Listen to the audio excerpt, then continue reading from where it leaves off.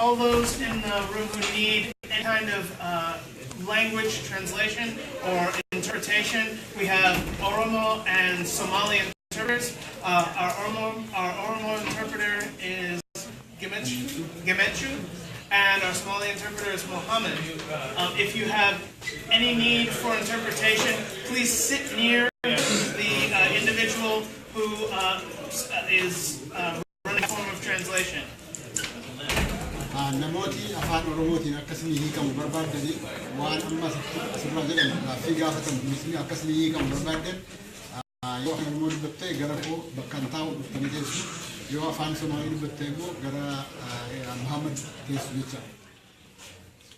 qof Soomaali turjuwaan u baahan anaa ila hadli kartaa haddii Soomaali turjuwaan ila hadli kartaa oo ku turjuwaana. So if you need translation, please sit near one of these gentlemen, the one who speaks the language you speak best. Thank you. And now we're beginning the audience question and answer period for this evening. So, our first audience question, the order that we'll be answering will be Mahmoud, Fadwa, Abdi, and Tiffany. So our first audience question is, if someone has made up their mind for their first choice vote, will you ask for their second choice vote, and what will you say to accomplish that? So starting with Mahmoud. So do you mean I'll be asking for the second choice or first choice? Yeah. So this is how the ranked choice voting is going to be used in the coming up election in November 7th. So you have three choices. And I'm asking for me to be your first choice.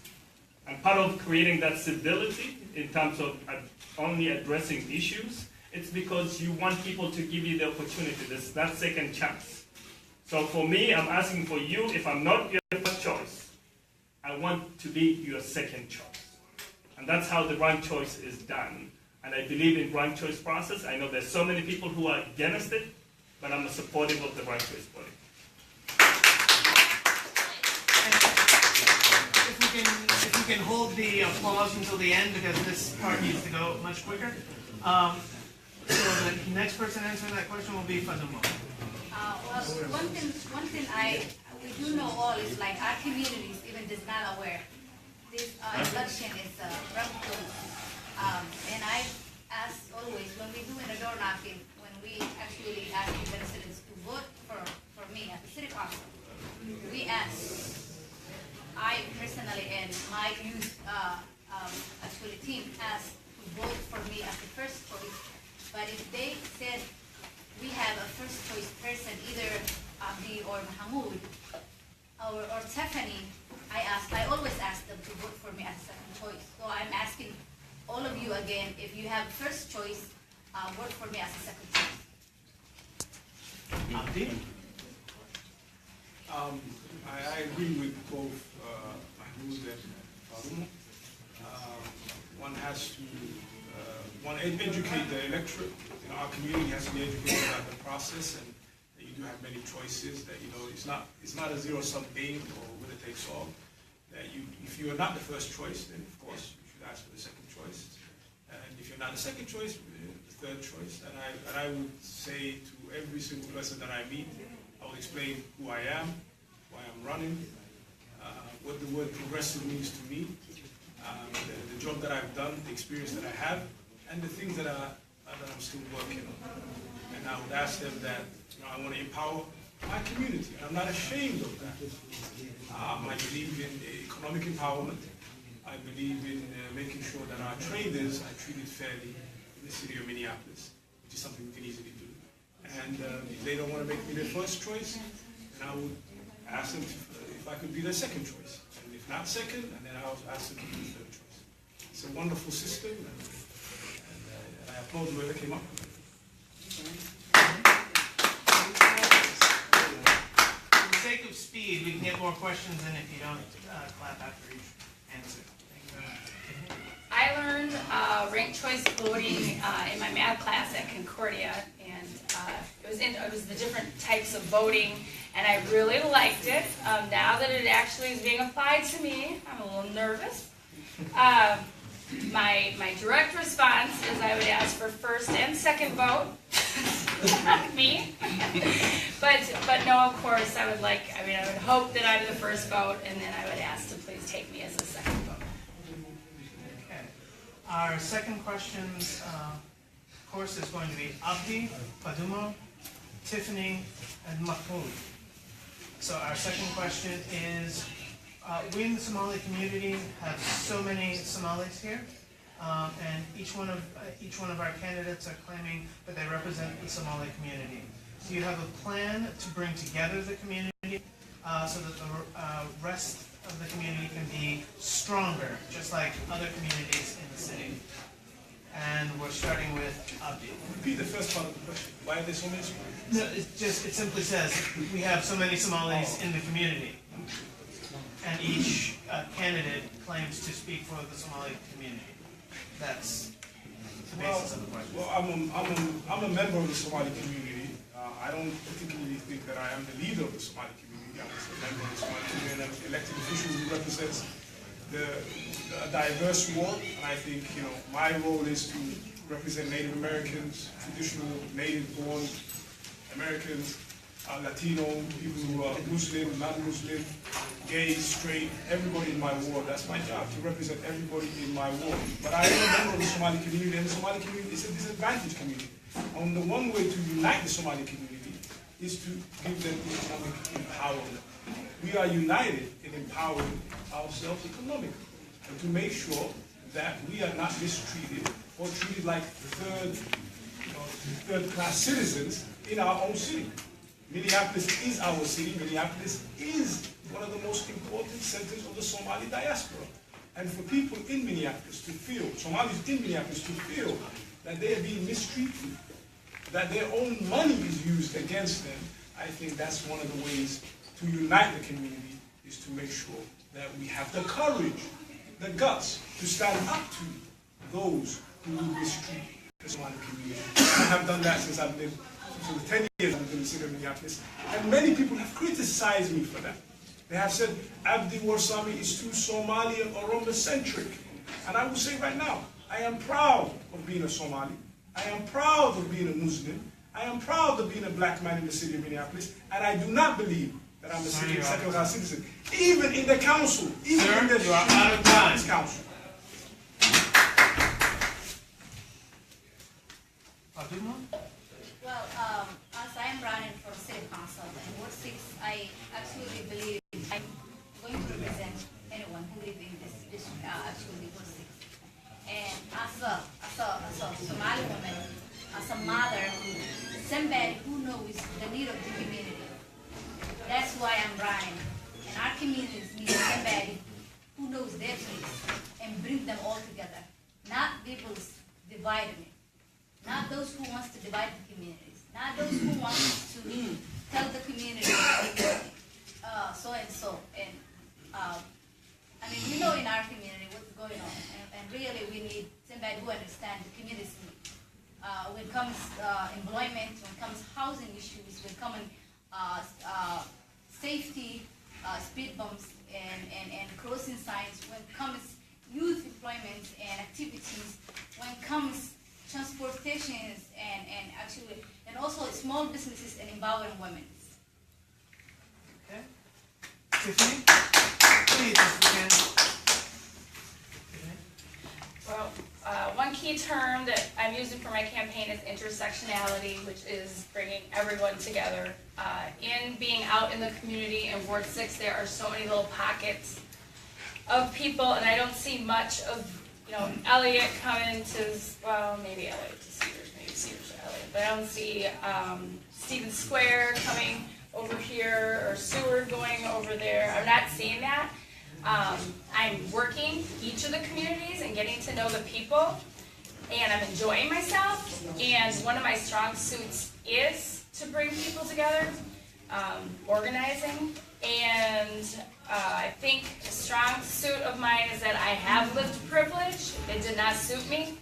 I've gone through suffering, I've gone to zero and built myself back up, so I can relate to most things. I carry a lot of empathy, and that is what I'll be taking into the city council to work with the large portion of the community and the real people to bring that together, and I can do that. Leadership is about trust. When people empower you, you need to empower their voice, amplify it, and make sure that you listen to them. Because what people are looking for is a leader who can bring people together by understanding their challenges, by knowing who they are. You cannot represent their values, their aspirations, without understanding what they need. So what I mean is, personally, this is how do we bring people together? Not only Somalis, but the broader community. I've seen so many places when people say, we are looking for a leader who's going to bring our neighbors together in Seward, in Sea Riverside, in many other places. It requires a type of leadership, of a person who's going to put that to heart. It's a responsibility. And that responsibility requires somebody who can think clearly, can have the vision, can have the strategy, can have the plan. And I think by having that process, you succeed. If you don't have a plan, if you don't have a vision, if you don't have a process, it's going to be difficult for bringing people together. This is what we believe in our faith. This is what we believe in as a community. We can only achieve that when we believe in ourselves. That's where we need to start. Believe in ourselves. Thank you.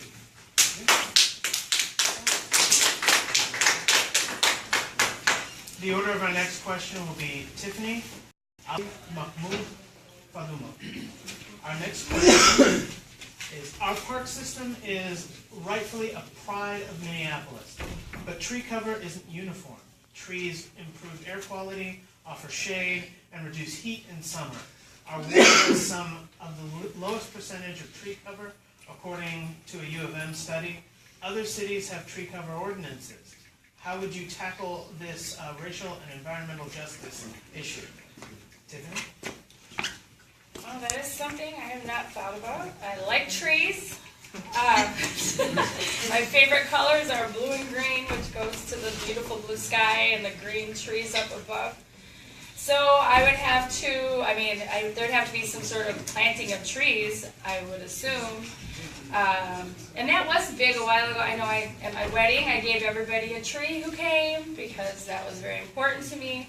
So there'd have to be, maybe that's something that needs to come back and figure out a way to get some more trees planted. And they have to be protected, of course, because they start out so weak. But that's what I got. Abdi? Thank you. Thank you very much. We're part of, in Cedar Riverside and Elliott Park, we're part of the downtown area. The downtown, if you look at Minneapolis from top down, if you look at Minneapolis on a map, you will see a green city with a bold center, downtown area, and that's unacceptable.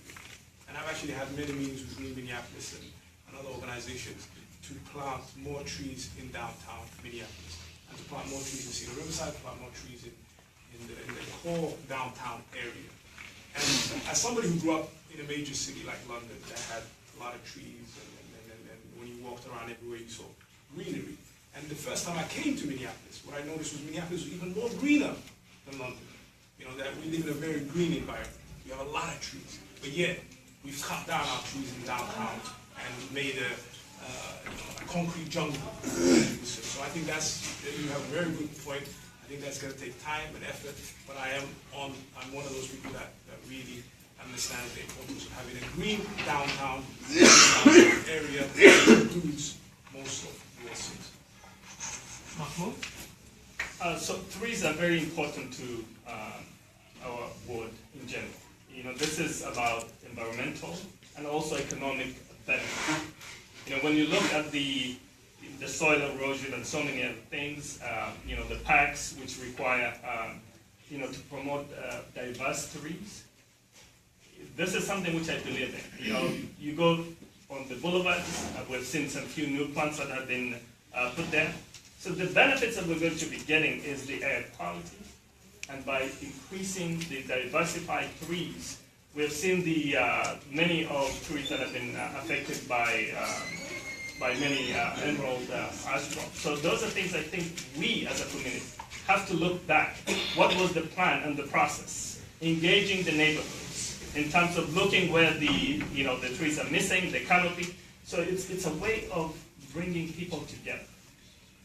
When you talk to the young people and empower them and give them the homework, they can really participate in creating a beautiful neighborhood, in creating a beautiful areas within this ward. I think that requires a leadership by saying, okay, this is what we need. How can we do it? And how can we achieve that? It's a responsibility that I will take it to the heart. It's a responsibility that I'll make sure that we as a city can grow together. So I think we have to start from the process, and that's what I'm going to do. Paduma? Well, as I go around, I see there's no many trees in Ward 6, and I love green and the trees. Of course, I will, as somebody who's running for a city council, always advocate and try to implement for making more trees and working closely with not only for us as a city, but also for back official electors to do what they can for the environment. The order of our next question will be Mahmoud, Tiffany, Faduma, Abdi. Our next audience question is, what will we do as a city to become more energy efficient and energy independent? What will you push for as a city council member? And what will you have the ability to do anything specific? So, beginning with Mahmoud. Well, I think we do have a responsibility in making sure that across Minneapolis we're ready for renewable energy by 2030, and making sure that we are ready for renewable energy across Minneapolis, which is non-carbon, by 2050. Where do we start from? We start with efficiencies that we have to start implementing now. And one of the key issues that we have an opportunity right now to engage neighborhoods, to engage community, to engage businesses, to engage utility companies, is to bring them together and talk about the future. It was done in 2014, 2013 to inform the public about how to create an agreement with the utility company. That's one form of it. So when you look around, there's no incentives for even apartments, for example, to have the benefits of efficiency. By creating how to recycle the materials that we are actually disposing, how to create alternatives for them. There's nothing in any apartment complexes. So the disparities that exist in our environmental process, in our energy process, has to be a core mission. Many people who are in poverty do not have the opportunity to buy electric cars. How do we address those things? How do we create alternatives for them? How to use the light rail? How to share, the resources that we all have together? So it has to be multiple ways of doing things. Tiffany.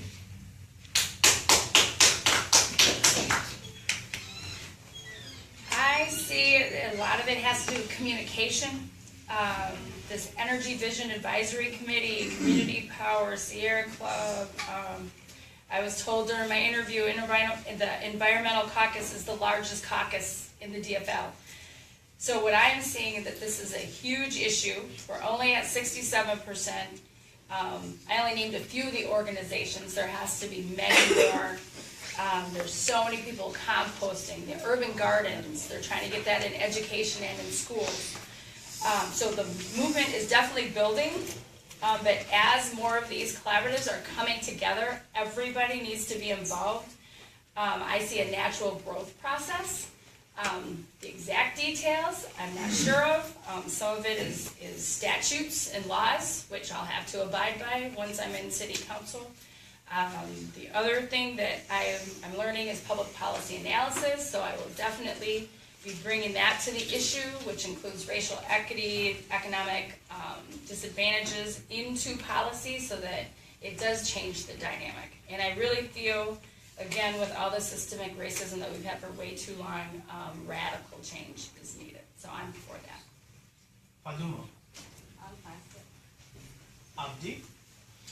Yeah, I mean, I think many of the things that people touched upon all throughout this debate, education, innovation, making sure that we make Minneapolis an innovative city when it comes to renewable energy, attracting companies like Tesla to bring their battery powered plants here, to invest in educating our young people in the workforce of the future in renewable energy. I think that will make Minneapolis have different options. It will make it, we'll create energy efficiency, reliability, clean energy by making sure that we educate people of color with regards to the environment, with regards to energy options that they have, by empowering people of color, by empowering the young people of our city to build pathways to these type of companies. And we do that with the Opportunity Center. We've done that with investing in making sure that Minneapolis, that the partnership, the Green Energy Partnership is in place, making sure that we hold utility companies accountable, making sure that we hold capitalists accountable. So we have to have the courage, we have to have the leadership to hold those that make mistakes accountable. And I think this is, a theme of mine. Leaders have to hold people accountable. We can talk about Donald Trump, we can talk about the capitalists, but we have to hold Exxon Energy accountable. We have to hold Centerpoint accountable. And you have to have that courage. And you're not going to hold those companies accountable if you cannot hold a slumlord accountable. I think that's the most important. All right, since we're closing out, I'm going to ask the closing question pre-prepared.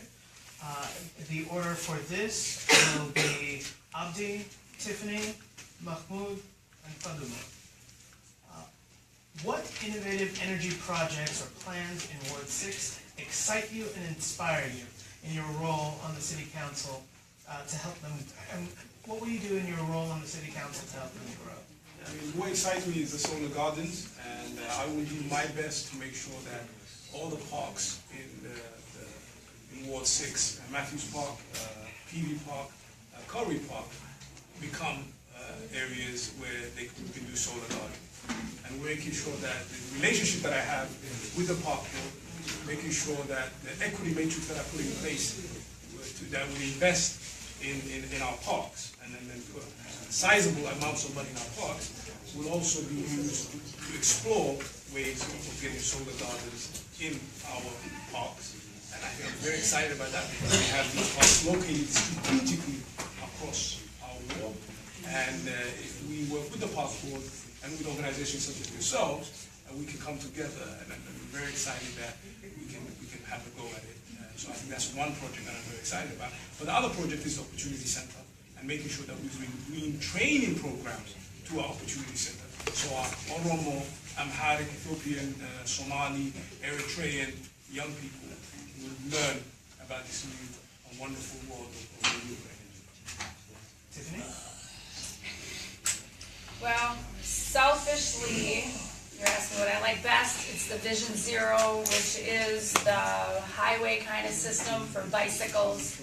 And there is, the reason why it's zero is because there is zero harm to the bicyclist. So to me, that makes sense to me. I don't like our bike lines the way they're in between cars. And I think it combines, the innovative piece combines employment in that process. I was at Who Fans the other day. It was in the morning, like around 10. There was maybe 4 or 5 young men that would be called, if they were white, they would have been called urban professionals. They would have been at a job. They would have been making good money.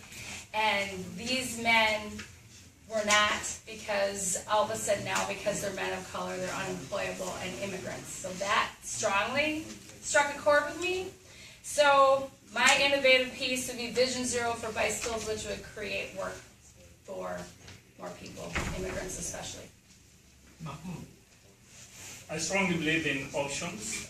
One of the options that I believe in is locally controlled energy, which will give the people the opportunity to use energy. And it has to be reliable, affordable, and clean energy. And we can only achieve that by having that process and vision for Ward 6. It has to include how do we address the landlords who need some incentives, How do we bring the businesses in there? How do we bring institutions to take the lead? How do we address the streets that we have, put more lighting to address the crimes that exist in most of our neighborhoods? This is a moment that we can bring together.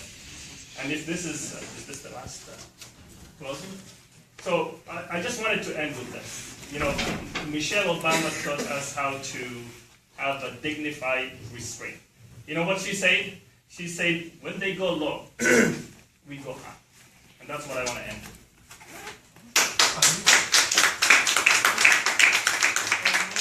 Just a second. I don't know. Well, I got this question. All right, then. So, did you have any closing remarks? Okay. So, that concludes the formal question and answer period of tonight's forum. Let's have another round of applause for our candidate.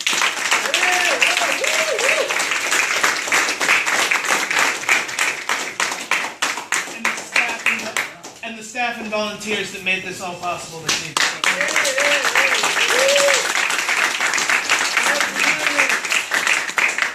We invite you to discuss, meet, and mingle while you help us straighten up the place so that our hosts are more inclined to have folks do forums like this in the future. Thank you all for coming out. Good night and good luck.